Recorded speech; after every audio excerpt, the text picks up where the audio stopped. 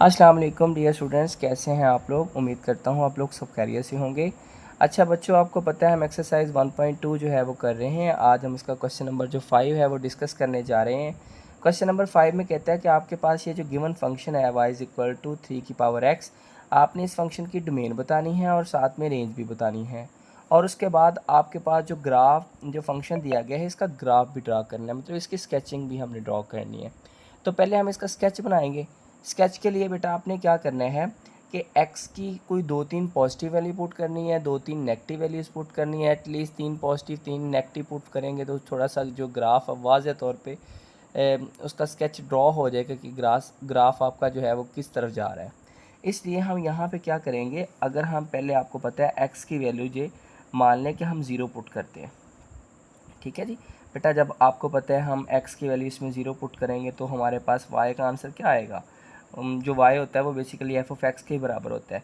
तो y का answer आएगा 3 की पावर 0, और जो 3 की पावर 0 होता है वो क्या होता है बेटा, 1 ही तो होता है। इसका मतलब जब हमने x की जगह 0 पुट किया तो y का आंसर क्या आया, 1। अब हम बच्चों क्या करेंगे, x की जगह 1 पुट करेंगे। ठीक है, तो x की जगह हम बेटा 1 पुट करते हैं तो हमारे पास आ जाएगा 3 की पावर 1, और 3 की पावर 1 कितना होती है, 3 ही होती है। ठीक है, अब हम 2 पुट करते हैं जी। 2 पुट करेंगे तो 3 की पावर 2 हम पुट करें तो हमारे पास y का आंसर क्या आएगा, 3 की पावर 2 तो 9 होता है। इसका मतलब है ये 9 आ जाएगा। सिमिलरली बच्चों, जब हम y की जगह 3 पुट करते हैं तो हमारे पास आंसर क्या आएगा, बोल लें जी, 27 आएगा। तो यहाँ पे आप 27 पुट कर दें। अब इसी तरह जिस तरह आपने पॉजिटिव वैल्यू पुट की है बच्चों, इसी तरह सिमिलरली हमने नेगेटिव वैल्यू पुट करनी है। अब बच्चों आपने क्या करना है, जहाँ जहाँ पे x है वहाँ पे पहले -1 पुट करें इस फंक्शन में, तो हमारे पास आएगा y is equal to 3 raise to power -1। अब जो 3 की पावर -1 है इसको आपको पता है बटे के नीचे आके ये +3 हो जाएगा, और 1/जो 3 होता है वो बेसिकली अगर हम इसको कैलकुलेटर पे करें तो 1/जो 3 है वो बच्चों इसकी वैल्यू आएगी 0.33। ठीक है, अब हमने बेटा क्या करना है कि जहाँ पे x है ना वहाँ पे हम क्या पुट करते हैं, -2। आपको पता है ना -1 पुट करने से इसका आंसर आया 0.33, वो हम यहाँ पे पुट कर देते हैं। अब -2 पुट करते हैं तो 3 की पावर -2 ये आ जाएगा बच्चों 1/3 की पावर 2। 1/3 की पावर 2 1/9 होता है, और अगर हम 1/9 करें ना तो हमारे पास ये 0.11 आएगा। ठीक है, तो ये हमारे पास बनेगा 0.11।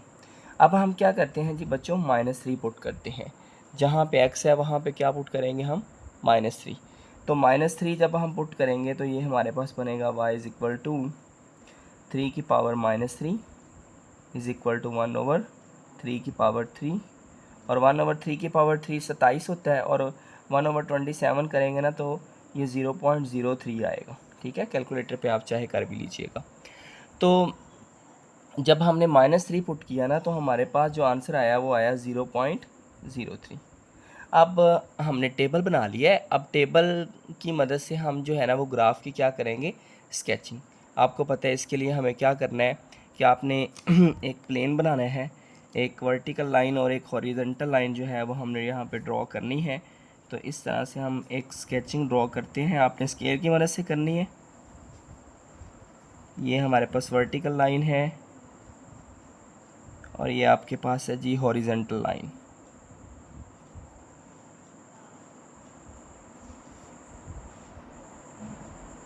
ठीक है, अब आपको पता है यहाँ पे जो आपके पास है वो +1 है, सेम उतने फासले पे आप कह लें कि ये 2 है, इसी तरह सेम उतने फासले पे 3 है।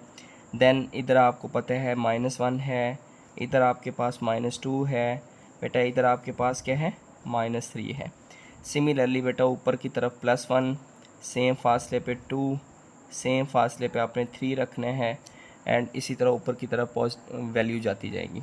सिमिलरली बच्चों आपको पता है कि नीचे -1 आएगा, सेम उस फासले पे -2, नेगेटिव y एक्सिस है, सेम उतने फासले पे -3। आपको पता है ना ये x पॉजिटिव होता है, ये वाली x नेगेटिव होती है, ये आपके पास y पॉजिटिव होता है, और ये आपके पास y नेगेटिव होता है। ठीक है, तो अब ज़रा पॉइंट हम इंडिकेट करते हैं इस ग्राफ के अंदर कि कौन कौन से पॉइंट बने हैं। देखिए बच्चों, सबसे पहला पॉइंट है कि x की वैल्यू हमारे पास 0 है और y की वैल्यू 1 है।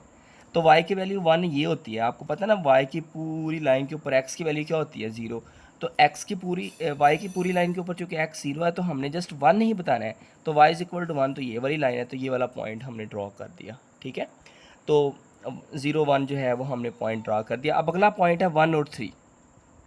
जब x की वैल्यू 1 थी तो y की वैल्यू क्या आई 3। ये देखें बेटा, x की वैल्यू 1, तो आपने x के बिल्कुल जो है वो ऊपर की तरफ जाना है, x की वैल्यू 1।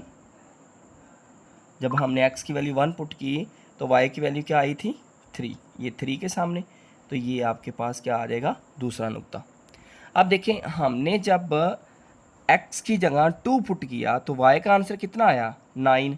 तो 9 तो बहुत ऊपर है ना, तक मान लें कि वो यहाँ पे आए। ठीक है, क्योंकि ये ना लाइन थोड़ी सी हमें बड़ी ड्रॉ करनी पड़ेगी, तो आप मान लें कि वो ये 3 है, उतने उतने फासले पे 4 5 6 7 8 9 10 यहाँ तक वो आएगा। ठीक है, तो आप लोगों ने इसको ऊपर ड्रा कर देना, या पॉइंट्स, दो पॉइंट्स के दरमियान में जो डिस्टेंस है उसको आप कम रख लें। तो मान लें कि जो आपके पास ये 2 है, ऊपर चलता जाएगा, और मान लें कि इसके सामने जाके जो है ना वो तकरीबन क्या है बेटा 9 है, सपोज कर लें। ठीक है, तीसरा पॉइंट ये आपका ड्रा हो गया। अब इतने ही काफ़ी हैं। अब हम नेगेटिव वाला पॉइंट जो है वो ड्रॉ करते हैं। जब x की वैल्यू -1 है तो y की वैल्यू कितनी है 0.3 थी।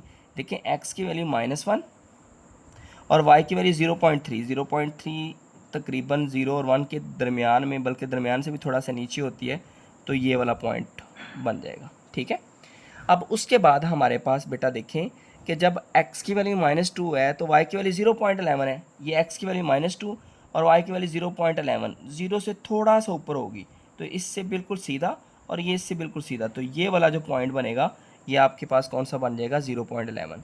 और नेक्स्ट है, अगर x की वैल्यू -3 है तो y की वैल्यू 0.03, यानी बिल्कुल ही तकरीबन जो है ना वो आपके पास जो x एक्सिस वाली लाइन है इसके ऊपर जो है वो पॉइंट जो है वो थोड़ा सा ऊपर होगा, क्योंकि 0.03 अप्रॉक्सीमेटली 0 के बराबर होता है।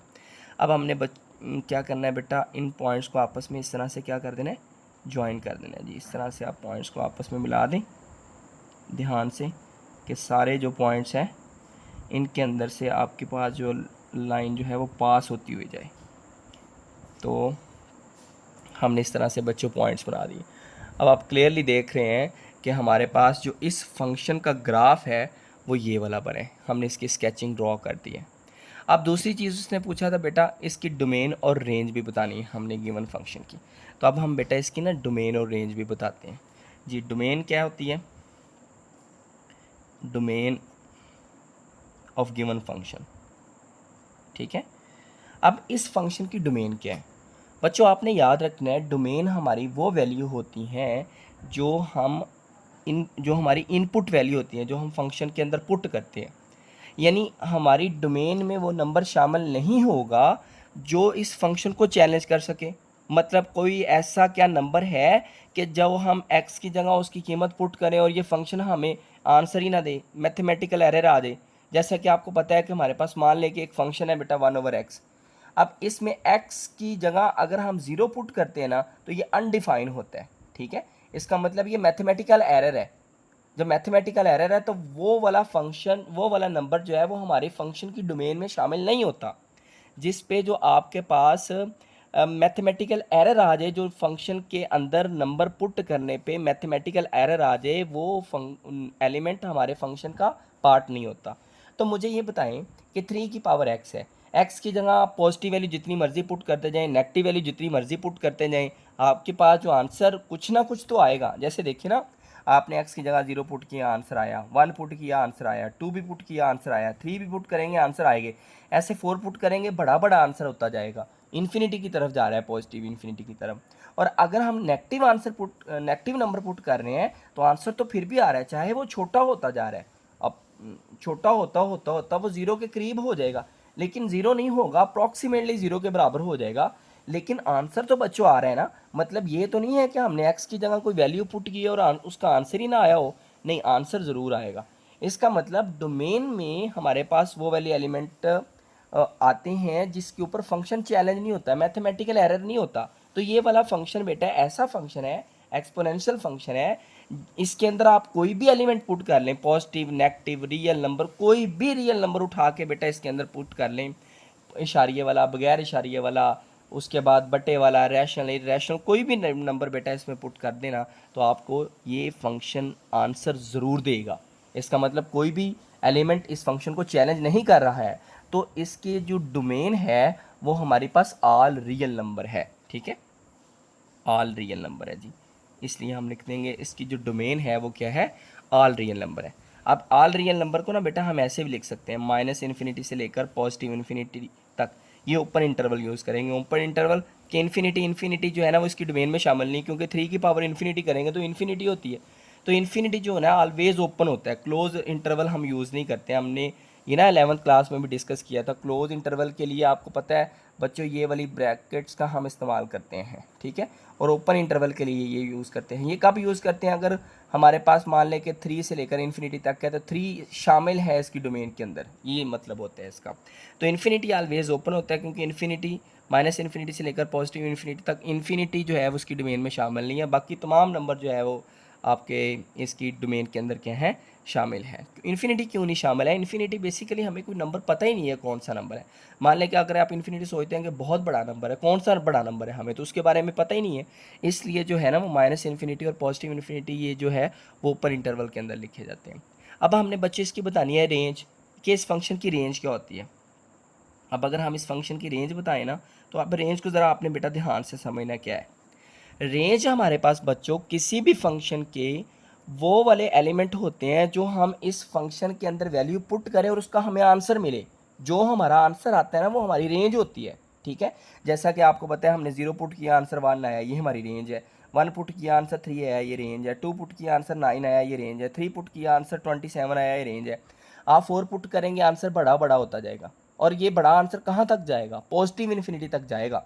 मतलब जब आप 3 की जगह 0 1 2 3 पुट करते जा रहे हैं, आंसर जो है वो बड़ा होता जा रहा है, 1 3 9 27, और कहाँ तक जा रहा है, पॉजिटिव इन्फिनिटी तक जा रहा है। और अगर हम नेगेटिव आंसर इसमें नेगेटिव नंबर पुट करते हैं, -1 -2 -3, तो देखिए आंसर इसका छोटा हो रहा है, और छोटा कहाँ तक होता जाएगा, बस 0 तक जाएगा, नेगेटिव इसका आंसर ही नहीं आएगा।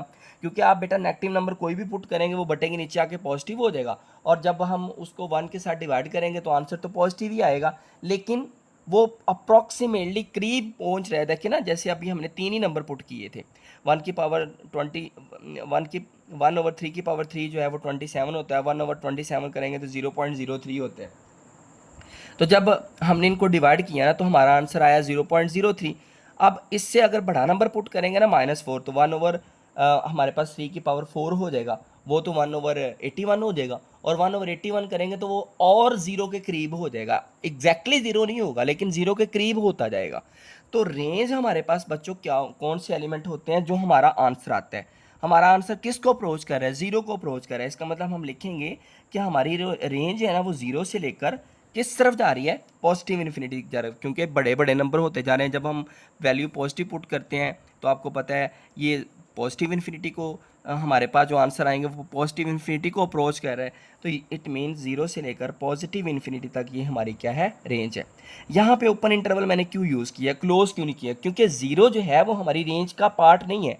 बेटा आप कोई भी एलिमेंट पुट करेंगे ना x की जगह, हमारे पास इस फंक्शन का आंसर 0 नहीं आएगा, हाँ 0 के करीब ज़रूर हो जाएगा, मतलब एग्जैक्टली 0 नहीं होगा। इसलिए हमने 0 को ओपन इंटरवल कहा है कि 0 इन इटसेल्फ शामिल नहीं है, लेकिन 0 से ऊपर कोई हल्का सा ऊपर भी नंबर होगा ना तो इसकी बाउंड्री में शामिल होगा। इसलिए 0 को हमने ओपन किया कि 0 बजाते खुद जो है वो रेंज में शामिल नहीं है। तो 0 से लेकर पॉजिटिव इन्फिनिटी तक हमारे पास इसकी क्या है बेटा, रेंज है।